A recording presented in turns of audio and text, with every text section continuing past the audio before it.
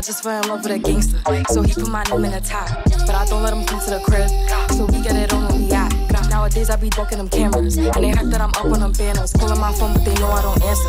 In the hood, I'm like Princess Diana.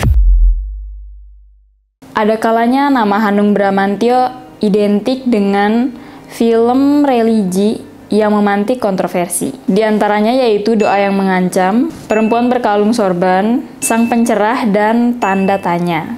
Halo semuanya, selamat datang kembali di Nevermore bersama saya Arum. Pada kesempatan kali ini kita akan membahas film terbaru yang baru tayang di bioskop. Judulnya yaitu Tuhan Izinkan Aku Berdosa. Lebih dari 1 dekade berlangsung setelah bolak-balik berkutat dengan film komersial yang naik turun, film Tuhan Izinkan Aku Berdosa ini kembali mengangkat wajah ahli sang sutradara Hanung Bramantyo. Diadaptasi dari novel karya Muhyiddin M. Dahlan dengan judul Tuhan Izinkan Aku Menjadi Pelacur. Oh my god. Pada awal film ini tuh ada sebuah peringatan yang mengatakan bahwa konten pada film ini kemungkinan besar akan ofensif bagi beberapa kalangan. Kita diperkenalkan dengan karakter Kiran. Kiran ini merupakan seorang mahasiswi yang religius dan cerdas, yang sayangnya dia terseret masuk ke dalam organisasi Islam radikal. Pada awalnya Kiran tuh masih nyaman gitu ada di organisasi itu, hingga pada suatu hari Kiran mendapati bahwa orang-orang di sana itu munafik. Naskah buatan Ivan Ismail ini menerapkan gaya nonlinear, menerapkan konsep masa lalu dan masa kini yang terus berlompat-lompat. Walaupun pada awal film itu kelihatan kayak tiba-tiba banget, jadi kayak terkesan acak dan transisinya itu kurang rapi. Pada latar masa kini itu menceritakan tentang Kiran yang kepribadian itu berubah 180 derajat dari gadis alim, solehah, tapi sekarang dia menjadi seorang pelacur. Oh my god. Dan klien-klien dia itu merupakan para politikus munafik yang bersembunyi di balik topeng agama. Pada awalnya transisi masa lalu dan masa kini itu kurang rapi dan terkesan acak, jadi kayak apa nih? Sempatnya bingung gitu. Sempatnya bingung kayak nah tiba-tiba kayak gini. Tapi seiring berjalannya waktu sana kekurangan itu menjadi baik. Pokoknya kekurangannya itu membaik. Si gaya non-linearnya itu menunjukkan fungsi aslinya. Jadi kayak diperlihatkan cobaan demi cobaan yang dialami si Kiran, yang bikin kita tuh kayak wajar, kita tuh mengerti gitu, wajar aja gitu iman dia tuh terkikis.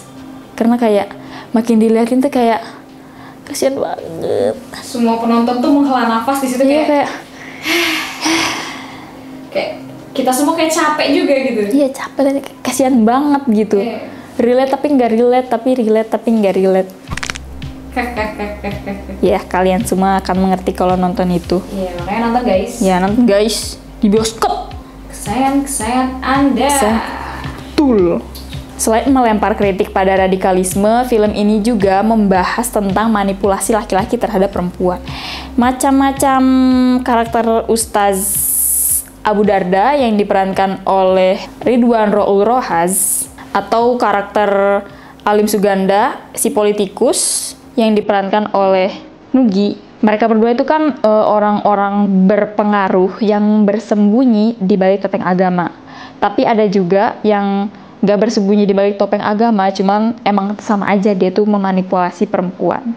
Siapa itu? Dia itu dosennya Kiran, namanya Pak Tomo, yang diperankan oleh Doni Damara.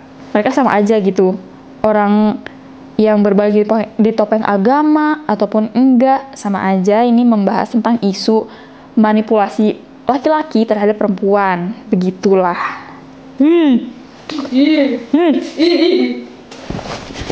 Merinding. Jika Kiran melawan para laki-laki penguasa, memiliki suara, berpengaruh dengan ya di mata masyarakat kita yang ya terkesan slut shaming. Oh my god. Jika diadu, siapa yang bakal lebih dipercaya? Siapa? Percayalah hanya kepada Allah Subhanahu wa Ta'ala yang Maha Kuasa. Iya, benar. Skala penceritaan di film ini itu meningkat berdasarkan level ancaman yang menghantui Kiran dalam upayanya untuk menghukum orang-orang munafik itu. Bahkan film ini gak ragu buat menanggalkan pendekatan realis demi tuturan yang lebih over the top ala B-movie bertema balas dendam. Hasilnya memuaskan meskipun aroma male gaze dalam cara film ini menyampaikan penderitaan perempuan itu masih tercium. Jadi maksudnya walaupun film ini kebanyakan dari sudut pandang laki-laki, tapi kita bisa tetap merasakan penderitaan dari perempuan yang ada di film ini gitu. Narasinya tuh masih kerasa banget, plot hole-nya tuh ada. Kayak ya sebenarnya di akhir film tuh ya ada elemen Deus Ex Machina. Terus ada juga kerasa ambigu dari karakter si Mbak Ami yang diperankan oleh Jenar Maesa Ayu. Soalnya kayak bingung gitu kenapa dia tiba-tiba masuk rumah. Jadi kayak sebenarnya sempat ngira dia tuh mengkhianati si Kiran kah atau enggak. Tapi kayak ya bingung gitu, tuh maksudnya apa gitu loh. Terus sempat bingung juga sama kenapa pas si Kiran mau kabur dari dosennya itu dia naik ke gunung. Maksudnya dia makin naik ke atas. Kayak bingung gitu, dia mau kabur tapi dia nggak punya tujuan, tapi kenapa tiba-tiba ketemu lagi gitu, kayak bingung. Kayak dipaksa dia tuh harus jatuh biar dia tuh agak tobat sedikit. Ya kan biar dia tuh agak sadarnya tuh kayak harus dekat dengan kematian dulu. Sebenarnya bagian terbaik dari film ini tuh pas titik balik di mana ceritanya tuh balik ke masa lalu yang si Kiran itu naik gunung sama si temannya yang keriting itu yang mirip Timothy Chalamet. Versi Indo. Si babangnya. Iya, Timothy pas ngekos di Balai Endah. Ya jadi di situ kan dia naik gunung terus kayak dengan adegan menggelegar dia tuh menantang Tuhan. Ya di situ bagian yang keren sih. Kayak orang berani banget bejir tanpa kata. Ya kalau dilihat mah film ini tuh ngajarin tentang banyak hal lah, kompleks, tentang hidup, perjuangan, integritas, toleransi, dan arti hidup.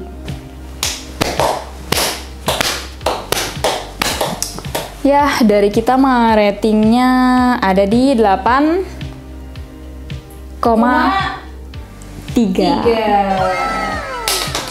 Ceritanya keren banget.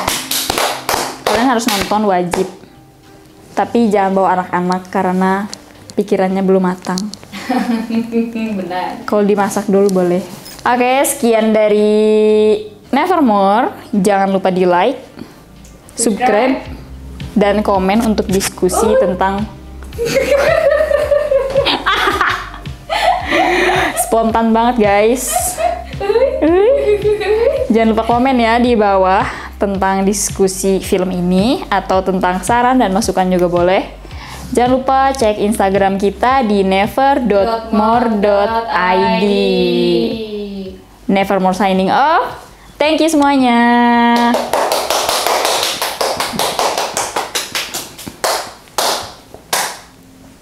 Tuan.